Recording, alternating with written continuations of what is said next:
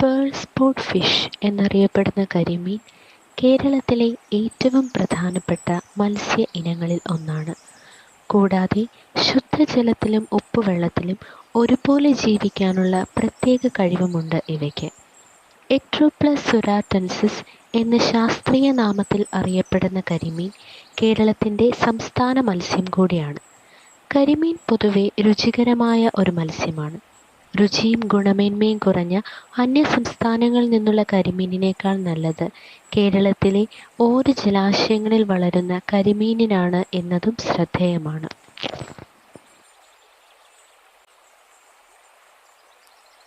നമസ്കാരം. മത്സ്യകൃഷി മേഖലയിൽ 20 വർഷത്തെ അനുഭവ സമ്പത്തുള്ള കർഷകനായ മുജീബുക്കയുടെ ഫാമിലാണ് നാം നിൽക്കുന്നത്. ആലപ്പുഴ ജില്ലയിലെ തൃക്കുന്നപ്പുഴയ്ക്കടുത്തുള്ള പുളിക്കേടിലാണ് ഈ ഫാം സ്ഥിതി ചെയ്യുന്നത്. അദ്ദേഹത്തിൻ്റെ അനുഭവങ്ങളിലേക്കും വിശേഷങ്ങളിലേക്കും കടക്കാം. ആദ്യം തന്നെ മീൻ കുഞ്ഞുങ്ങളെ പറ്റിയുള്ള കൂടുതൽ വിവരങ്ങൾ അദ്ദേഹത്തിൽ നിന്നും ചോദിച്ചറിയാം. ഇത് നമ്മൾ 1 ഇഞ്ച് ടൈപ്പ് മീനാണ്. ഇത് 1 ഇഞ്ച് ടൈപ്പ്. ഇതൊരു 1.5-2 മാസത്തെ വളർച്ചയാണ്.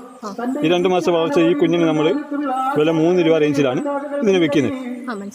ഇത് വളരാൻ വേണ്ടിയുള്ള സമയം എന്ന് പറഞ്ഞാൽ ഈ 1 ഇഞ്ച് ടൈപ്പ് ഒരു 12 മാസം എടുക്കും. ഇതൊരു 100 ഗ്രാം, 150 ഗ്രാം, 200 ഗ്രാം ആകാം. കരിമീൻ ലാർവകൾ വളരെ ചെറുതും ദുർബലവുമാണ്. ഈ ഘട്ടത്തിൽ അവർ പ്രധാനമായും കഴിക്കുന്നത് പ്ലാങ്ക്ടൺസ് ആണ്. ജലത്തിൽ സ്വതന്ത്രമായി സഞ്ചരിക്കുന്ന സൂക്ഷ്മജീവികളാണ് പ്ലാങ്ക്ടൺസ്. ആദ്യത്തെ കുറച്ച് ആഴ്ചകൾ കഴിഞ്ഞ് ലാർവകൾ വളർന്ന് കുഞ്ഞു കരിമീനുകളായി മാറുന്ന ഈ ഘട്ടത്തിൽ അവയുടെ ഭക്ഷണക്രമത്തിൽ മാറ്റങ്ങൾ വരുന്നു. മറ്റുള്ള മത്സ്യകൃഷികളെ അപേക്ഷിച്ച് ഒരുപാട് പ്രത്യേകതകൾ നിറഞ്ഞതാണ് കരിമീൻ വളർത്തൽ. ഇതിൽ ഏറ്റവും പ്രധാനം വിത്ത് നിക്ഷേപം തന്നെയാണ്. ഒരു തവണ വിത്തിറക്കി കഴിഞ്ഞാൽ പിന്നീട് ഒരിക്കലും വിത്തിറക്കേണ്ടി വരില്ല. കാരണം കരിമീൻ 6-ാം മാസം മുതൽ ഇണചേർന്ന് മുട്ട വെക്കാൻ തുടങ്ങുന്നു.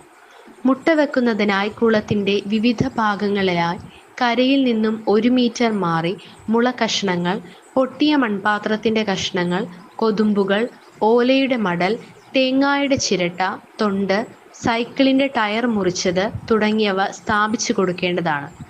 ഈ പരുക്കൻ പ്രതലത്തിലാണ് കരിമീൻ മുട്ടകൾ പറ്റിച്ചു വെക്കുന്നത്.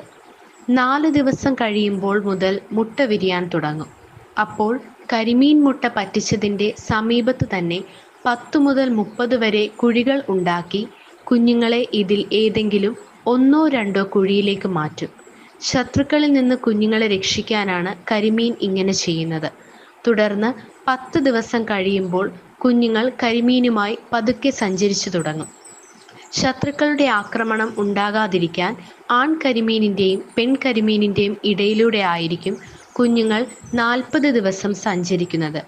കരിമീൻ ഒരു തവണ മുട്ട വിരിഞ്ഞാൽ 600 മുതൽ 1500 വരെ കുഞ്ഞുങ്ങളെ ലഭിക്കുന്നു.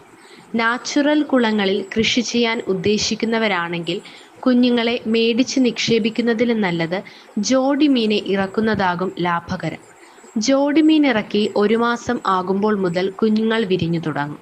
പേൾ സ്പോട്ട് മത്സ്യത്തിൻ്റെ ആണും പെണ്ണും തമ്മിലുള്ള വ്യത്യാസങ്ങൾ തിരിച്ചറിയുന്നത് മത്സ്യ കർഷകർക്ക് വളരെയധികം പ്രധാനമാണ്. ആൺ പേൾ സ്പോട്ട് മത്സ്യങ്ങൾക്ക് സാധാരണയായി ദേഹത്ത് കൂടുതൽ ഉജ്ജ്വലമായ നിറങ്ങൾ കാണപ്പെടുന്നു. പെൺമത്സ്യങ്ങൾ സാധാരണയായി വലിയ വയറുള്ളതായിരിക്കും, പ്രത്യേകിച്ച് മുട്ടയിടുന്നതിന് മുൻപ്. ആൺമത്സ്യത്തെ അപേക്ഷിച്ച് ഇവയ്ക്ക് നിറം കുറച്ച് കുറവായിരിക്കും. എന്നാൽ ചിലപ്പോൾ നീലയോടും വെള്ളയോടും കൂടിയ തിളക്കം കാണാം. പ്രജനന സമയത്ത് പെൺമത്സ്യത്തിന് പിറകുവശത്ത് വിസർജന ചാലിന് സമീപം ചെറിയ മുട്ടയിടൽ ട്യൂബ് പോലൊരു വൃന്തം കാണാം. ഇത് ആൺമത്സ്യത്തിൽ കാണാറില്ല. അതിനാൽ ഇത് വലിയ തിരിച്ചറിയൽ ലക്ഷണമാകുന്നു. പെൺമത്സ്യങ്ങൾ പ്രത്യേകിച്ച് മുട്ടയിടുന്നതിനിടെ നിശബ്ദതയും സംരക്ഷണ സ്വഭാവവുമാണ് കാണിക്കുന്നത്.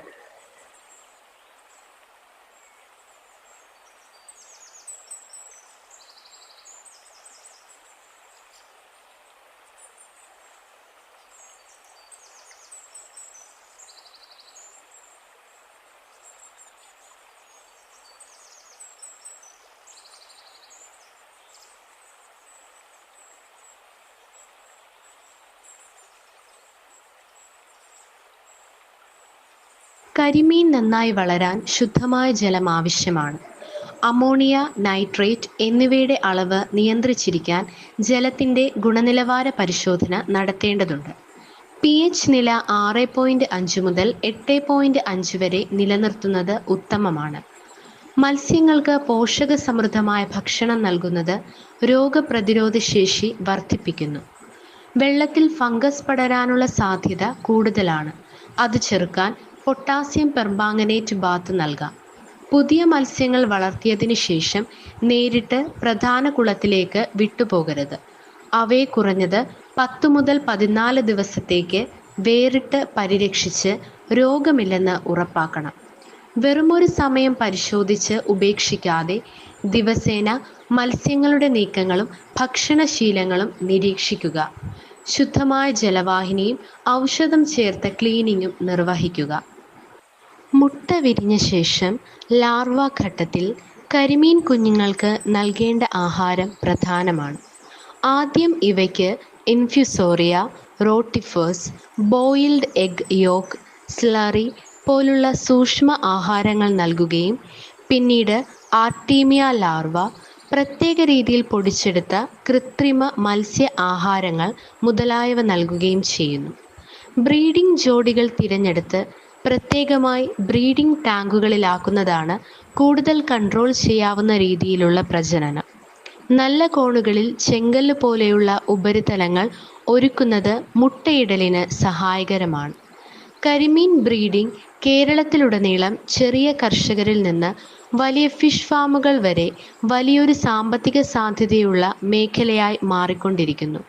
സാങ്കേതിക വിദ്യയുടെ സഹായത്തോടെ വളർത്തൽ രീതികൾ മെച്ചപ്പെടുത്തിയും ഉയർന്ന ഉൽപാദനം കൈവരിക്കാനാവും. ഒരു 2 ദിവസമാകുമ്പോൾ ഇത് തടം വെക്കാനുള്ള ഇതാവും. പോര് ഇട്ടിട്ട് ഈ എന്തെങ്കിലും ഒരു സാധനം മതി നമുക്ക്. മണലിൻ്റെ അവിടെ ഒരു പൊച്ചയോ അതേപോലെ കക്കായ എന്ത് സാധനമാണെങ്കിലും മതി. അതിനകത്ത് വന്ന് മുട്ട പറ്റിക്കും. മുട്ട പറ്റിച്ചതിന് ശേഷം ഒരു 4-5 ദിവസം ആകുന്നിടം വരെ ഇവനിങ്ങനെ നിന്ന് ചൂട് കൊടുക്കുമ്പോൾ ഇതും ചുറ്റുകൂടിയിട്ട് ഒരു 10 തടം ഉണ്ടാക്കും. കുഴി കുത്തിയിട്ട് ചെറിയ നമ്മൾ കല്ല് കളിക്കുന്ന പോലത്തെ കുഴി ഉണ്ടാക്കിയിട്ട് ഒരു 10 തടം ഉണ്ടാക്കിയിട്ട് ഈ തടത്തിലോട്ടാണ് ഇത് വിഴിഞ്ഞ് വീണിട്ട് അവിടെ നിന്ന് പെതുക്കെ ഇവൻ ചൂടിങ്ങനെ കൊടുക്കും. ഒരാൾ പോകുമ്പോൾ ഒരാൾ അടുത്തത് കയറി വരും. ഒരു തടത്തിൽ 2 മീൻ, ഒരു ജോഡി എന്ന് പറയുന്നത് 2 മീനാണ്. ആ 2 മീൻ ഇങ്ങനെ ഒരാൾ മാറി പോകുമ്പോൾ അടുത്ത ആൾ കയറി വരും. അങ്ങനെ 2 പേരും ഇങ്ങനെ ചൂട് കൊടുത്ത് ഇത് വിരിഞ്ഞ് ആ കുഴി വീണൊരു ഒരാഴ്ചയോളം ഇവന് പെതുക്കെ നിന്ന് കറക്റ്റ് ചെയ്ത് ചൂട് കൊടുത്തിട്ട് ഇതിനെയും കൊണ്ട് വെളിയിൽ സഞ്ചരിക്കാൻ തുടങ്ങുമ്പോൾ ഇവൻ സ്വന്തമായിട്ട് ഭക്ഷണം കഴിക്കുകയല്ല. ഇവൻ്റെ മീനിൻ്റെ പേരിൻ്റെ ഭാഗത്ത് നമുക്ക് ഒരു ചെറിയൊരു കളർ വ്യത്യാസം ഉണ്ടാകും. ഇതിന് ഇനാമൽ പോലൊരു പ്രത്യേകം പുറപ്പെടുവിക്കണം. നമ്മുടെ സ്ത്രീയുടെ ഈ കാര്യം പറഞ്ഞ പോലെ തന്നെ ഇനാമൽ പുറപ്പെടുവിക്കുമ്പോൾ ഇതിൻ്റെ ആ പുറത്തുനിന്ന് ആ ഇനാമൽ കൊത്തി തിന്നാണ് ഒരു 2 ആഴ്ച 3 ആഴ്ച ഇത് ജീവിക്കുന്നത്. ഇവൻ്റെ സഞ്ചരിക്കാൻ തുടങ്ങുമ്പോൾ സ്വന്തമായിട്ട് ഭക്ഷണം കഴിക്കുകയല്ല. ഇവൻ്റെ മീനിൻ്റെ പേരിൻ്റെ ഭാഗത്ത് ഒരു ചെറിയൊരു കളർ വ്യത്യാസം. കരിമീൻ വിളവെടുപ്പ് സാധാരണയായി 8 മുതൽ 12 മാസം വരെ നീണ്ടുപോകുന്ന വളർച്ചയ്ക്ക് ശേഷം നടത്തപ്പെടുന്നു. കൃത്യമായ ജലനിലവാര നിയന്ത്രണവും പോഷകാഹാരവും ഉറപ്പാക്കിയാണ് വിളവെടുപ്പിന് തയ്യാറാകുന്നത്. വിനോദസഞ്ചാര രംഗത്തും ഹോട്ടൽ വ്യവസായത്തിലും കരിമീനിന് പ്രത്യേക സ്ഥാനമുണ്ട്. മിക്കവാറും സ്വാഭാവിക സ്രോതസ്സുകളിൽ നിന്നാണ് ഇപ്പോൾ കരിമീൻ ശേഖരിക്കുന്നത്. അത് പലപ്പോഴും ആവശ്യത്തിന് തികയാറില്ല.